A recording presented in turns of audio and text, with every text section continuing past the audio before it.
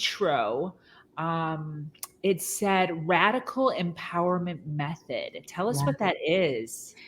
The radical empowerment method is my journey from the dream I had about my brother and the promise I made to him, and the culmination of where I was at that point in my life when I wrote the book, which I finished about a month and a half after my mother died in 2021 from the same cancer that took my brother. And I was diagnosed with the same cancer in December of 2020. And in being diagnosed with the same cancer that had taken him really brought the whole promise and the whole subject of life is short, choose wisely, right in my face again. And then a few months later, holding my mom as she died from the same cancer, it just kept coming in my face again. And I thought, you know what? I've talked about writing this book for years. It is time. And I sat down. I mean, it's past time.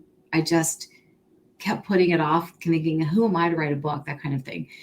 And I sat down with a laptop and I just started writing. And the words started flowing of all the things I had experienced, learned, made mistakes on over that entire time period. And when it was all done, I meshed it, looked at the subjects, put them together, and realized they really created this amazing method to go from a life of, I don't know why I get up every morning, to a life of empowered action and getting up and saying, this is why I'm here, and this is what I'm doing, and this is why life is so amazing. And it covers clearing space. Interestingly enough, that you brought that up, the first whole chapter is on clearing space, because if we want in our lives greatness, we have to remove the not greatness. We have to remove what no longer serves us, or maybe never did. It's just like that closet. If we use that closet analogy again, if you see something in the store and you're like, oh my gosh, that is the shirt I've been looking for my entire life,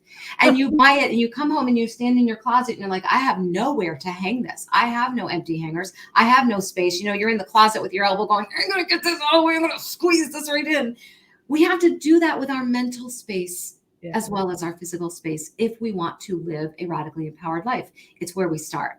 We get rid of the negative self-talk. We get rid of the scar. Well, we don't get rid of the scars, but we learn how to turn those scars into power and blessing for ourselves and for others.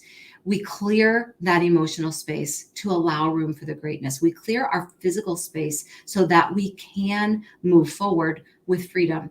And then we move on to choosing joy, choosing laughter, walking in forgiveness and power, choosing confidence, how to move through life, doing things outside of our comfort zone and embracing the fear. We're never going to be without fear. It's part of life. And fear is not a bad thing. Fear keeps us from driving off a cliff or touching a hot stove or stepping off a cliff. Fear is what says, hey, listen up, listen up.